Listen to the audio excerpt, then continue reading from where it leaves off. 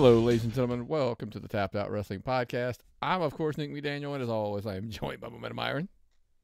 I have to inform you that this call is on a recorded line. That it is. Oh, I forgot for a minute you're the one recording it. Exactly. Okay. What a week to talk about professional wrestling. We are right in the middle of Wrestlemania weekend.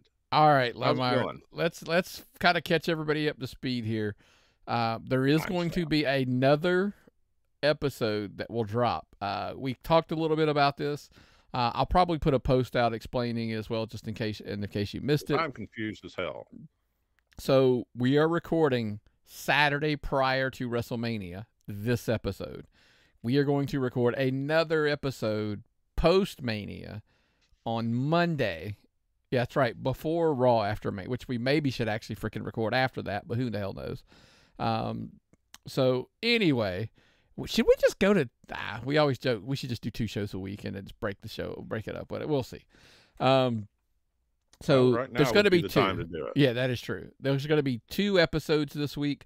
One will cover everything up to Mania. One will cover everything after Mania. So just kind of This is an abbreviated episode. Both episodes will probably be shorter than normal, maybe.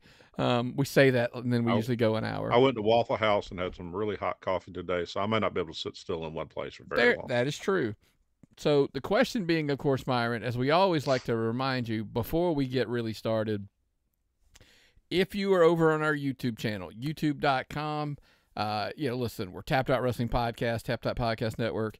Our handles at Tapped Out Pod. If you were a paying member behind the paywall there, you would have gotten this episode. Like literally, we're going to finish recording, and I'm going to upload it immediately for those people. So it'll be there immediately. But we're going to release it tomorrow on Sunday, the actual as far as the feed goes.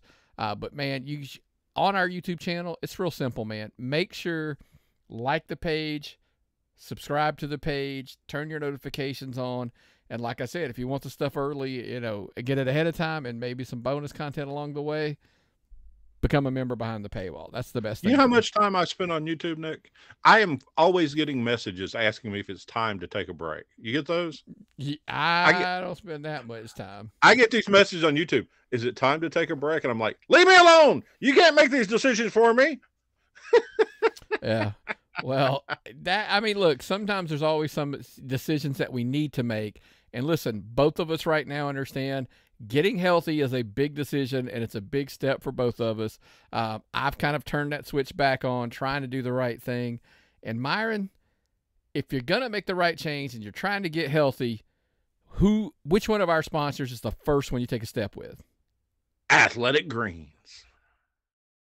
You're going to need a smaller cabinet because now you can take all those supplements you're taking or not taking and replace them with this. AG1 by Athletic Greens brings 75 vitamins, minerals, whole food sourced ingredients, probiotics, and adaptogens together in one place. It might just be the most comprehensive and convenient nutritional regimen on the planet. Immunity supporting, recovery enhancing, digestion improving, energy lifting. Made to the strictest quality standards. Made New Zealand. Made for just about everybody. That's right, man. Make sure you're taking out our buddies over there at athleticgreens.com. Check them out, man. If you're trying to eat, look, keto, paleo, all of the things, get all your vitamins, nutrients, minerals in one glass first thing in the morning. You'll feel so much better about your day and you have all kinds of energy, man. I'm looking for some large tires to start flipping over like that person in the video. Is that a good idea for you right now? Probably not. Right now, no, but I'm working up to flipping tires. Right now, I've been flipping over some Lego pieces in the kitchen. There you go. So, all right, maybe some plastic plates are next. Plastic plates. There's your next phase. But okay. Look, man, we talked about it. Obviously, the one thing that was one of our favorite things about WrestleMania weekend, hands down, without fail, is the WWE Hall of Fame. Oh yes. Fantastic. There's so many layers to this of why I love it. And you could go on and on and on. But I'm going to start out of order. I know we talked a little bit before we started recording. Man, I've listened to podcasts, the Keeping It 100. Back in the day, there was an MLW podcast with Court Bauer, MSL, Conan, Disco kind of rotated in there. They had one with Kevin Sullivan, and on and on and on. Conan. I had to quit listening because of Disco. I'll be honest with you. All right. Hey, I understand. I can't stand him. Listen, Personally. here's the thing. I always tell people, I don't let political beliefs get in between and personal. No, I just think he's a douchebag. It doesn't have anything to do with political beliefs. All right. But Conan's induction speech for Ray was spectacular. I can't put it over enough. And whether, look, I always tell people, like, whether you agree or not, even my wife, who's not the biggest wrestling fan in the world, I had her watch that speech, and she was like, I don't know if he wrote that or not, but that was extremely well done. She goes, that was really, really good. And I'm like, Conan? I mean, mad props for Conan for that induction speech. That's all I can say. And what was that quote Rey Mysterio gave about his prayer habits? Oh, about he basically said him and his wife have a saying where first they thank Jesus for everything, and then they thank Conan, because Conan did so much for him. Yeah. Well, I mean, he also said that Conan told him when there was a segment of the speech when Ray said, I try to think the exact words. He basically said that Conan was trying to talk him into coming to AAA. When he had just finished his 11th grade year in high school. He was a junior. And he wanted him to leave home. And he said, the first thing he told him, Conan said, how much money you make going to school? He's like, well, nothing. He goes, what are you going to do? Make pizzas for the rest of your life? Because his brother was a manager at a pizza place. And he was like, what are you going to do? Make pizzas for the rest of your life? He's like, well, he's like, what about my parents? He's like, I'll talk to your parents. And then the last was, he's like, I got this, my girlfriend. He goes, if she loves you, she'll wait on you. And he's like, and now she's my wife. They've been married a long time. One of the few, that's like, long time, man. Long time. But anyway, back to point. Conan's speech, spectacular.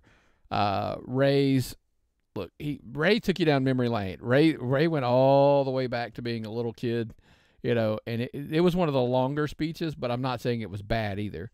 But what I do want to talk about is my favorite things about the Hall of Fame, Myron, is to watch some grown men and women on that stage look like they're little kids when they see people that they idolize, they look up to. My shining moment this year goes when Muta was getting inducted, watching Asuka's reactions. She looked like a child, like so excited and so happy, when he blew the mist at the end of his speech. Spoiler alert, by the way, if you haven't seen it yet.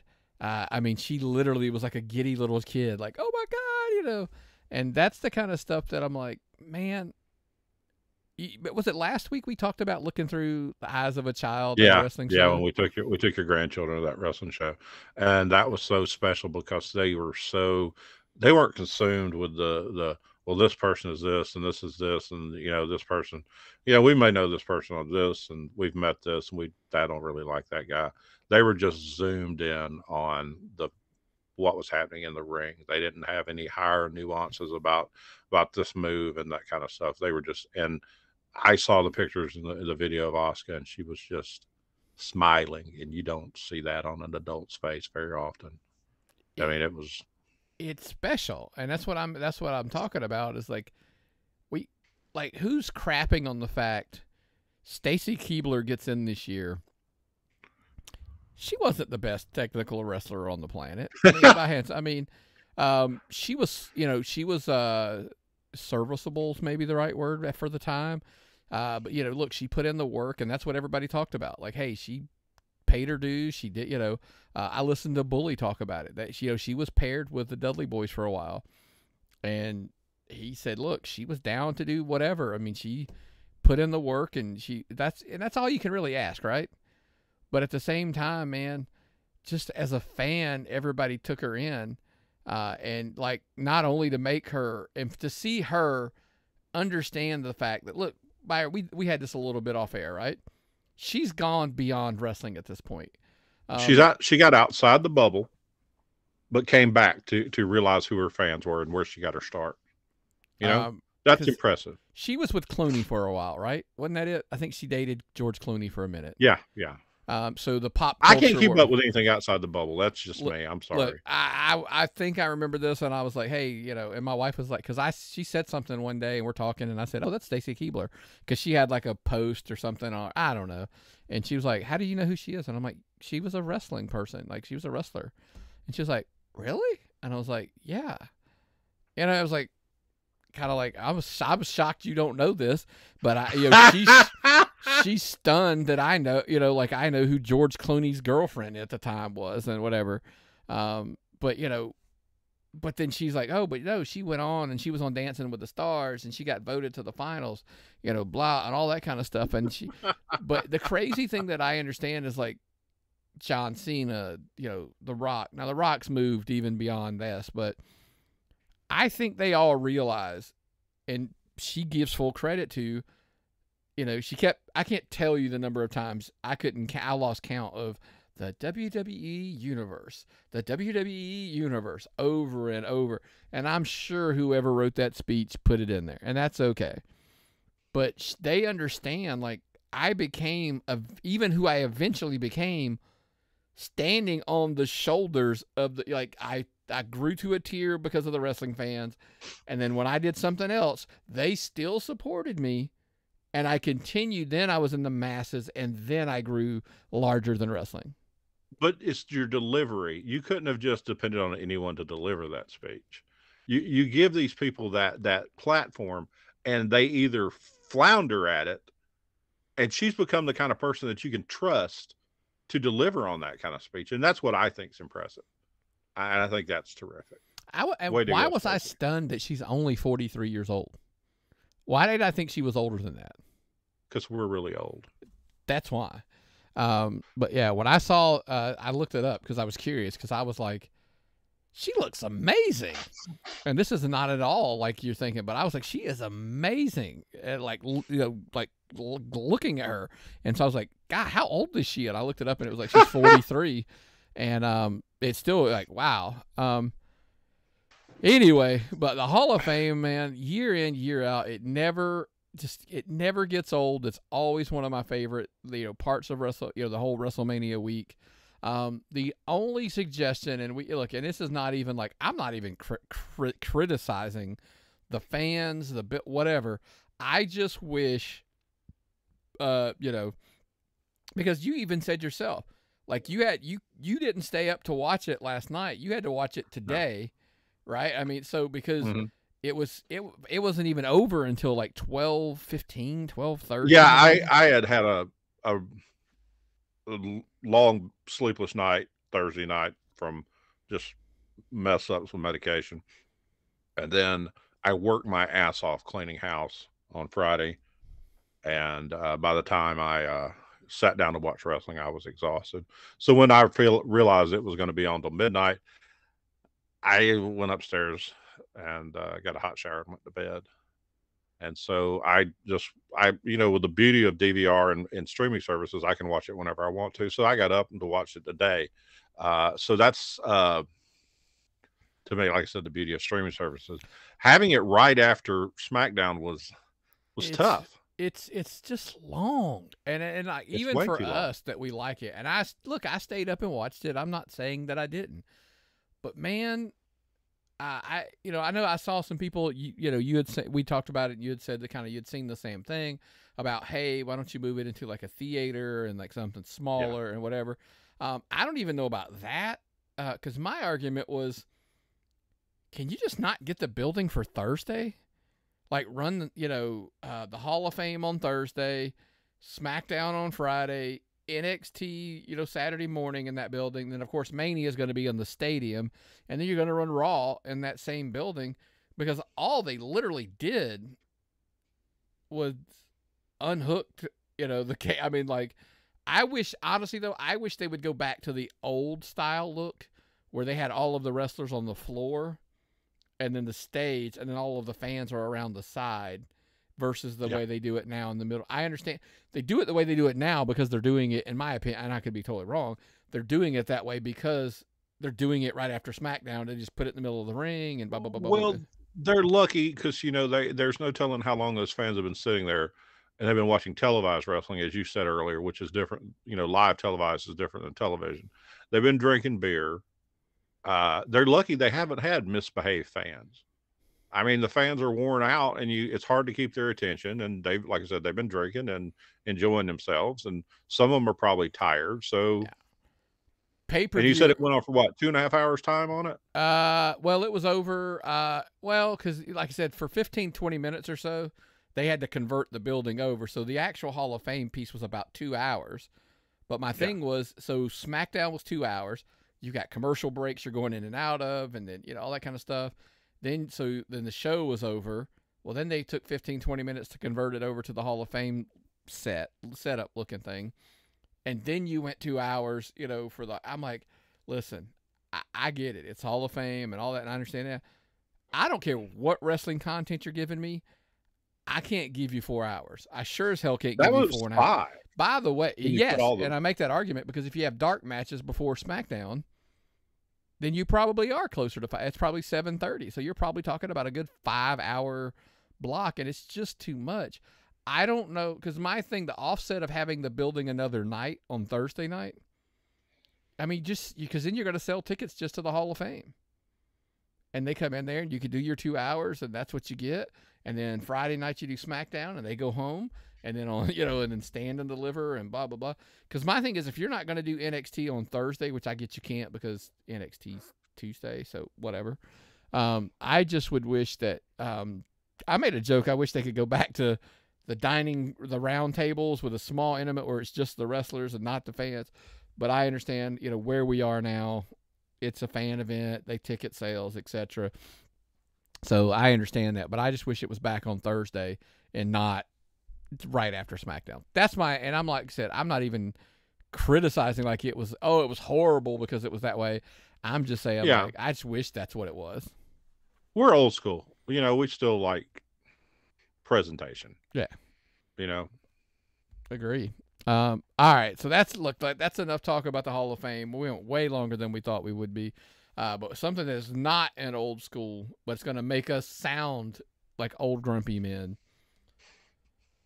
Ring of Honor ran their show against, by the way, imagine that. They ran up for a pay-per-view against SmackDown and, anyway, that's a whole other conversation down a rabbit hole. What we really want to talk about, the Dante Martin, the Penta spot on the Ring of Honor Super Show. See, I refuse to watch this because I can't take that kind of shit. I accidentally watched a Mickey Knuckles video where she broke her leg on some exposition piece about Ian Rotten on YouTube. And I almost vomited because I don't do well with that kind of stuff.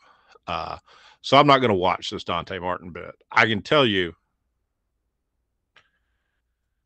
and I don't mean to sound like there's some kind of percentage of value based on how it hurt your body, but if it was me, there would be a ratio of how much of my body I put on. Like, if I'm going to put my body at risk, it would be at least for like 100,000 buys than it would be like 20,000 buys. I wouldn't do as much. And I know that sounds ridiculous, but doesn't it seem more reasonable than to do it for Ring of Honor than it would be to do it for WWE? Am I incorrect in that to some degree? Listen, if you're going to do that spot, it is going to be in Ring of Honor. But the last time I checked, that pay-per-view is probably going to get somewhere. By the way, don't be a dick and correct me when I'm wrong, because I'm probably going to be wrong. I'm predicting between 20 to 25,000 buys on that pay-per-view. I ain't doing that spot on a pay-per-view for 20 to 25,000 buys. No disrespect. It's not a disrespect. By the way, I don't know that spot belongs anywhere. There's so many moving parts and variables that you can't control when you stack up 4 tables and you're coming off of a ladder. Like, What if the ladders flip? I mean, now listen, I get it. Somebody was under there holding the ladder to make sure that didn't happen. But there's so many things that could go wrong. When does it cease being wrestling and start being gymnastics? No, a lot of people are calling it basically a glorified stunt / circus spot or whatever. And you're right. And it's just, I don't know. You could it is. We're grumpy old men. Get off my lawn. I'm totally aware. I'm cornetting. I'm over here cornetting. Outlaw mud show bullshit. Okay, Myron. But here's the thing. Let me ask you.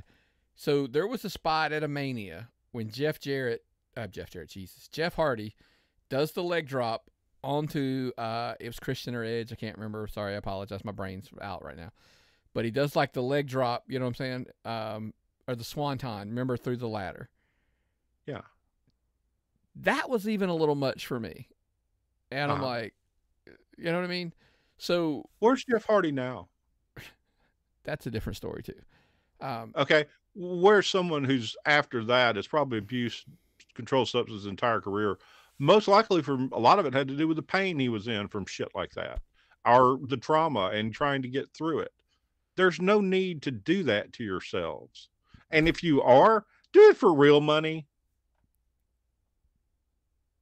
I hate to be a dick, but I just don't know that the cliche saying. I've got a few that are starting to wear on me a little bit. There's going to be an episode one day where I just go about like the same. You deserve it.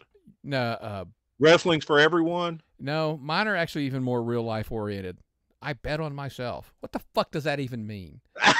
Like most of the time, it's so overused because people are like, I quit my job and bet on myself.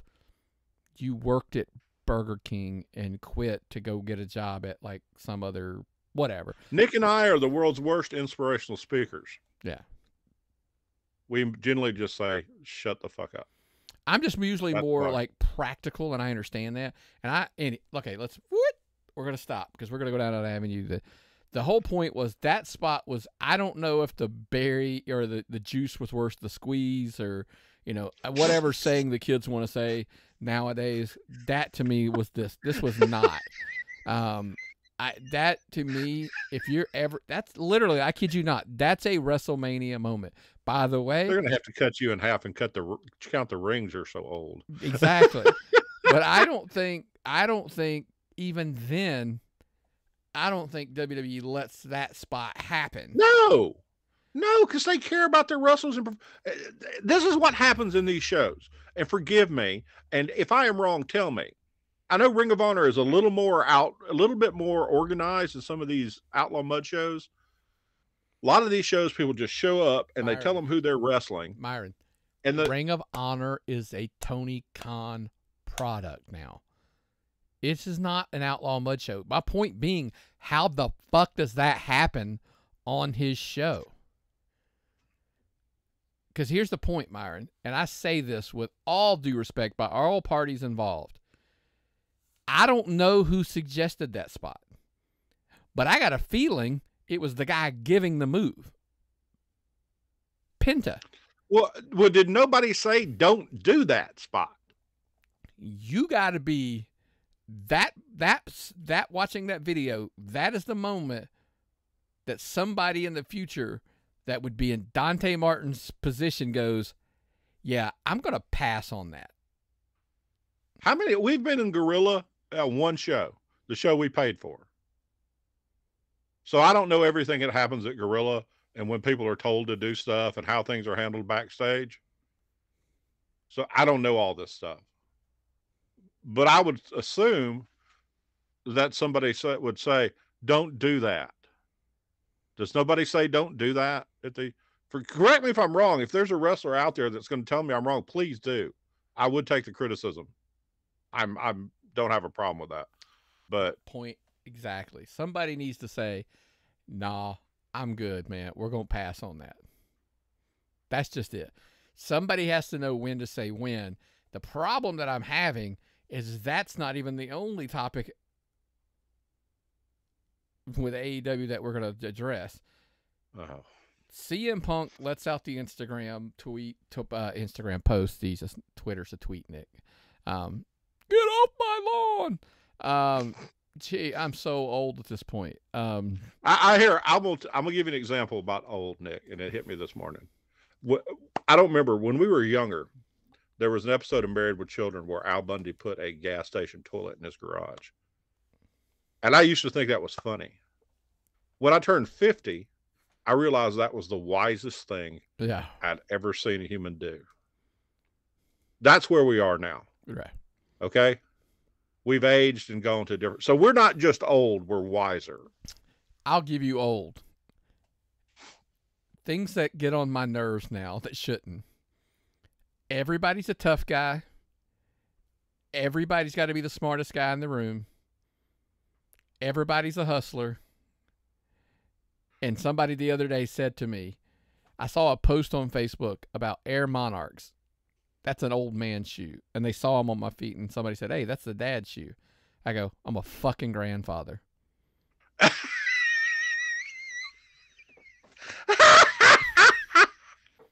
So you're stunned that I'm wearing a dad's shoe and I have grandchildren. That says more about that person that said it than me. That's what I said to them. I go, that says more about you than me. That you think you're being sarcastic and funny, and I'm telling you, you clearly don't even know who you're talking to. Anyway, so I yell at people. I yell at people for driving and I can't. I can't drive anymore. So I ride in the passenger seat and yell at people for their shitty driving. I'm that old guy now. Yeah. So, being that we're old, hence why we have our takes on. Because here's the thing: I also come from the other side. I have softened on my harder stance on CM Punk, even after all of the things that happened in the past week with the Instagram post and people taking shots at him and all that kind of stuff. The stance being, Dax Hardwood's actually saying people don't know what they don't know. And I said, you know what? I stand corrected. He's 100% right. We don't know what we don't know happened in that room. But I tell you what, I don't know why. My biggest take on Instagram and Twitter is if it's things I don't want people to hear me say or whatever, don't put them out there. The second you hit post and it's out there and people are taking screenshots, don't be a bitch and pull it off of Twitter, Instagram, or whatever you posted. Well, a lot of that stuff had to do with Meltzer just being a troublemaker. 100%. Okay. And Meltzer had to apologize for some of the stuff he did. Meltzer is like a vulture. He's always circling the internet, waiting for somebody to get drunk and post something stupid, or to somebody to be an asshole and forget and do something. But Meltzer always catches people at their worst and then turns it into a major story, and he baits somebody into saying stuff. To me, Meltzer's a scum of the earth. The only issues that back up, that's not true. One of the issues that I have with Dave Meltzer, and correct me if I'm wrong, tappedoutpod@gmail.com. First time I've shared the email on the show. I apologize. I should be better than that. But am I wrong when I say, did you notice when AEW was starting, he jumped on board and he was riding that horse like it was Secretariat. He thought that thing was going to be off to the races, spectacular, and he puts everybody up. By the way, he still does specific people. Let's leave it for that, right? Kenny Omega's going to get it because it's his style of wrestling. That's why it's going to get a 5-star match. It's his style of wrestling. But have you noticed that, listen, we joked about this. We're not going to the rabbit hole of AEW drew the second lowest ratings of the year. 833,000 people watched Dynamite. Your argument is that it was WrestleMania week. I said, but it was Wednesday when nothing else was on. Happens. How all of a sudden does it seem like, do they have the idea that maybe Meltzer has you kind of seen like all of a sudden that WWE praise is getting a little bit back on the strong, and he's starting to have like this little trouble in paradise with that relationship with AEW. Tony Khan's correcting him, and other people are coming in and correcting him, and he's saying things and he's stirring a pot. My question was he just a front runner? He was hoping he could get in on the ground floor with AEW and ride that train to a high level. Now that they're struggling here and there, by the way, that's a whole other argument about why I think people don't need to count them out. I think they're still fine. But now they're still in their infancy. Exactly. Okay? This is as a conversation we had earlier. This is like talking about if a 3-year-old still shits their pants. A 3-year-old is occasionally going to shit their pants. It happens. But you don't throw the child out with the dirty underpants at 3 years old. You just keep trying to tell them don't shit your pants. Comparing AEW, do you need to go to the bathroom? Comparing AEW to WWE right now, to me, is asinine. I understand why it's the cool and easy thing to do. The reason I think there's a problem with it, you're comparing a 3-year-old, to a 40-year-old. That's literally like the lesson, because Vince has been running that company forever at this point. Think about that. Your entire adult life, Vince McMahon, well, actually longer than that, pretty much your entire life. Vince his dad had it long before he did. And but the WWE as we know it today, that's what people laugh when I say I don't count, and I should, but I don't. I count when I say the WWE is so old, I almost start the clock when Vince took it over. You ain't got to go back to Toots Mont and all of those guys? I'm not. Look, and I almost, by the way, it's very prior. Like basically, I always say kind of like the year or so prior, couple years maybe, to WrestleMania. That's the WWFE. Makes sense. So 40 years. That's my point. You're right at 40 years. If we just look at it from 40 years. Yeah. Compared to the AEW's 3. Anyway, back to the drama that was, because we said we would never talk about it, so here we are talking about it again. I kind of threw you off a little bit when I said, hey, I listened to Eric Bischoff this week, and he made a comment of saying, I just would pay him to sit at home. I wouldn't even bring him back at this point. CM Punk's not worth it. I would love to know what you think, Myron, and I would also love to know what the people listening think. tappedoutpod@gmail.com. Would you bring CM Punk back at this point at all? Because the word was they were close. Yeah, we had this discussion, and before it was over, we threw Bray Wyatt in the same bag for different reasons. Punk, no, I don't think Punk's worth it for the reason that Punk is going to be disruptive. Punk is going to be going to draw more attention for the wrong reason than he will for the good reason. He'll sell a lot of T-shirts. Bringing Punk back was a Mark decision. Yeah. Because the fans wanted Punk back, and you were a popular guy in the wrestling business. You had the opportunity to bring Punk back and make everybody your friend, and he did, and it was the wrong decision. I get it. You want to be popular. Everybody wants to be popular. So you bring CM Punk back. Wrestling fans love you till CM Punk shows his ass again, and you have to sit him on the bench. Bray Wyatt, you're always going to have creative things with him, and you'll never be able to get things exactly the way you want it. You're going to, once again, like CM Punk, you're going to sell a shitload of T-shirts, but I don't know if you'll ever get exactly what you want out of him. The fans will be happy if you bring him back, but then again, he'll probably wind up disappointing everybody in the meantime. So with both their contracts, it might be easier for you just to pay him to sit at home and let their because since they're now a free agent market, it'd be easier to sit Bray at home and let his contract go out. Punk, it's true. WWE's never going to pick him up again. But if you bring him back to work out a last of his contract, he's just going to come back and keep causing problems. Maybe. So that's my opinion. You have to remember, we are not a wrestling news show. I find people who purport themselves to be wrestling news, like Dave Meltzer and these other people, and all these wrestling news websites, I think they're just travesties. We're a wrestling opinion. These are our opinions. We're not reporting this as news. So we can't present ourselves as news.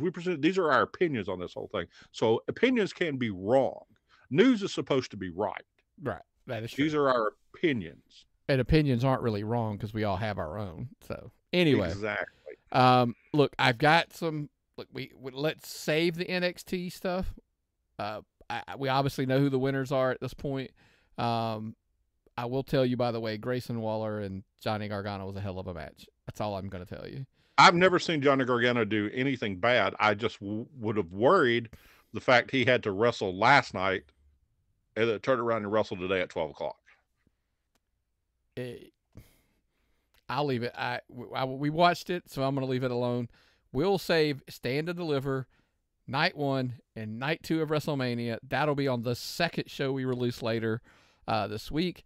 And, look, I told you once, I've told you twice. So there's going to be 2 audio podcasts, 2 video podcasts. Of course, if you're, I mean, I don't know. If you haven't had enough wrestling, you can use this tomorrow morning to warm yourselves up for WrestleMania. Yeah, because listen, if you were a YouTube subscriber on our YouTube channel, youtube.com/C/Tapped Out Wrestling Podcast, Tapped Out Podcast Network, our handle's Tapped Out Pod.